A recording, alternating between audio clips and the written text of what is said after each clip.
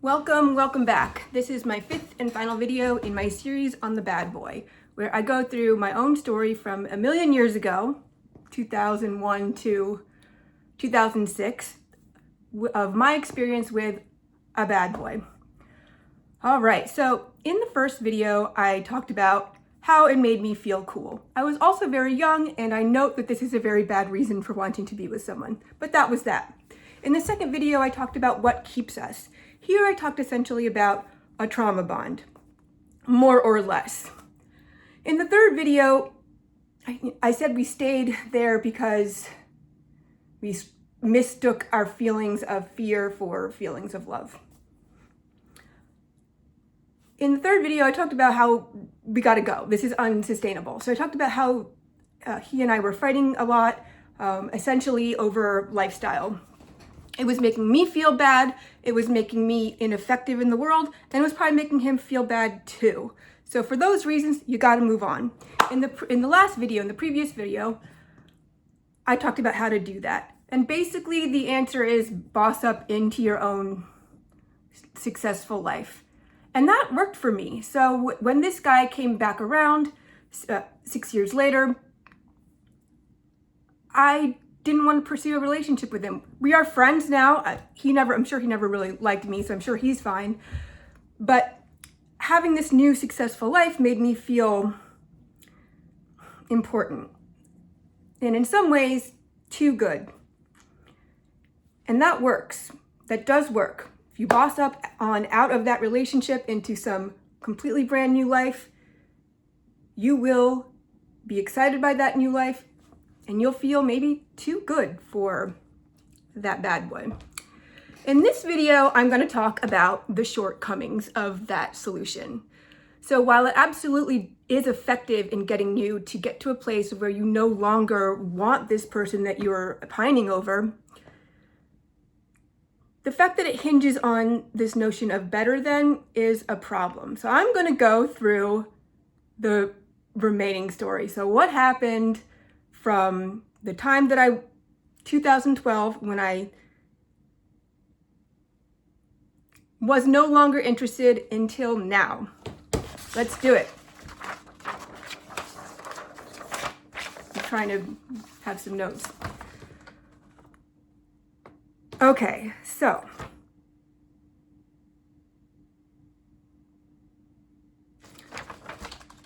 by 2013, I had like the perfect life. My career, well, I had certainly the perfect boyfriend, for sure, in every possible way. He was cool, he was handsome, he had a great job, and he was really friggin' nice. I had solved life.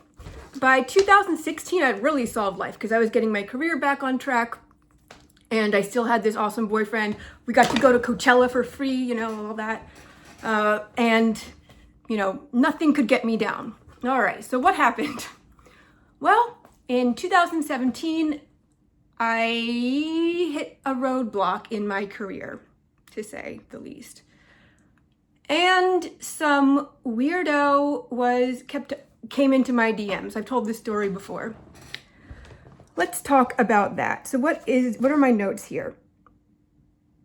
Okay. So he was in my DMs. I didn't think anything of it because I have the perfect boyfriend. So why would I ever care about some weirdo in my DMs? Like, I'm just going to talk to him because I'm nice. I talk to students. I talk to young men all the time. He was a little younger than me and without any problems. Eventually though, because he keeps DMing, eventually he lets it out that he had a similar past to me. So my boyfriend at that time, he did not. He was cool. His friends had maybe similar past to mine, but he didn't. He was that guy in the group of bad boys who wasn't actually bad. He actually had his stuff together. So he was that guy. And when this person in my DMs was telling me his story, his war story, essentially, of being a maniac, I really related, and something about that flipped a switch for me. Not to mention, he had a good job too. Like, he had the same kind of life arc. So he had this this terrible past, but he had this, good job now. So he and I related in that way. And I just thought, oh, well, maybe I should go there.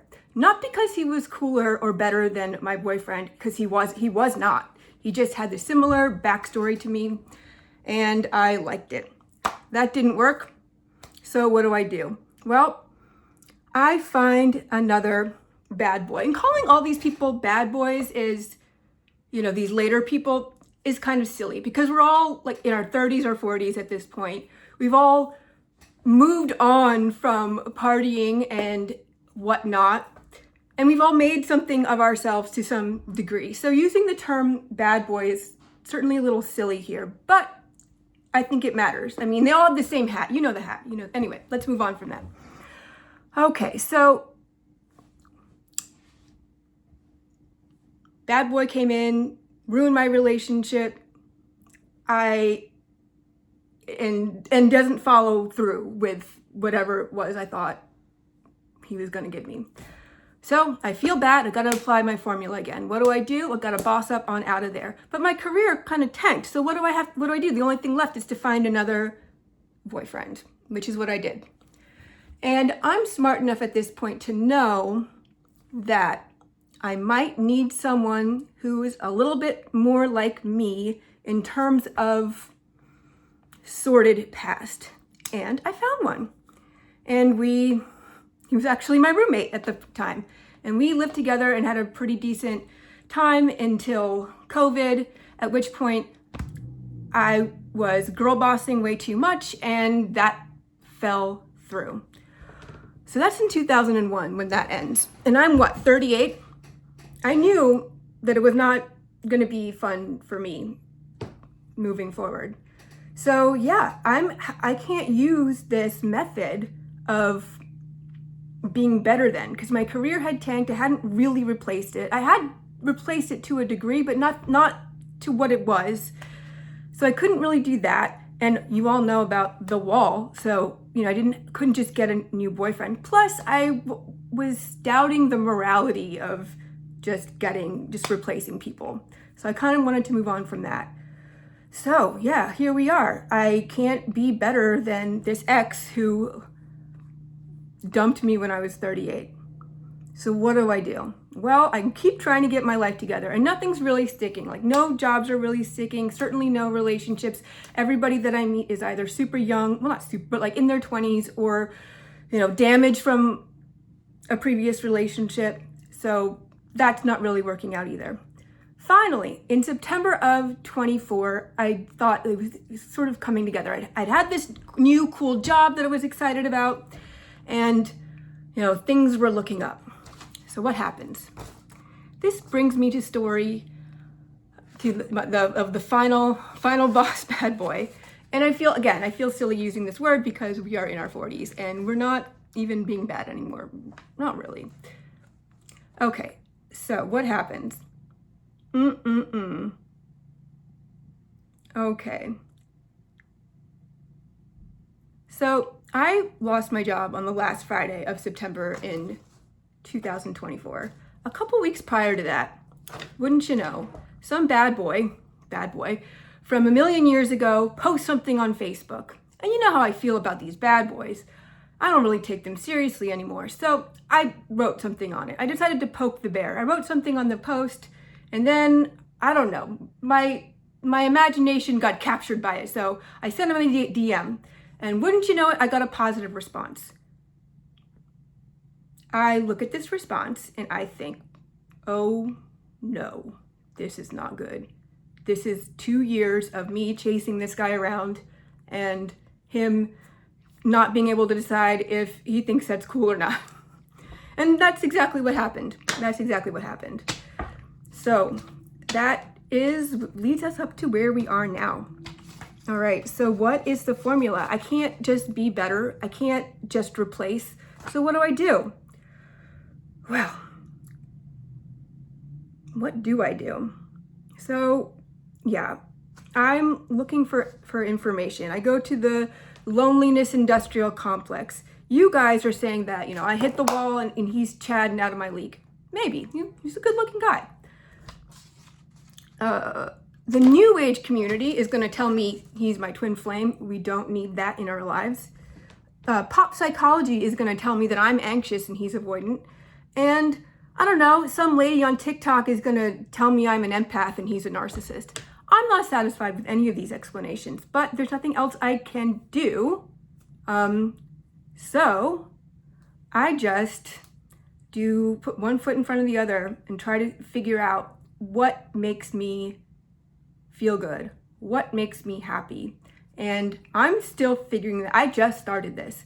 So that's what I'm doing now.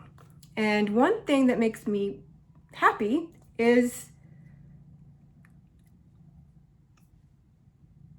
fixing the loneliness industrial complex, because that's the only thing I really care about right now. So that's what I'm doing. What is the moral of the story? Well, the moral of the story is that yes, you can get over anyone by bossing up and being better. That'll work. But what if you can't? And even if you can, maybe you shouldn't. So what's next? I don't know, but I'm going to find out. And that's part of what this whole YouTube channel is about. And we'll get a little closer to it in my next series, Why the Manosphere. So stay tuned for that. Thank you for tuning in. Like and subscribe. I will see you later.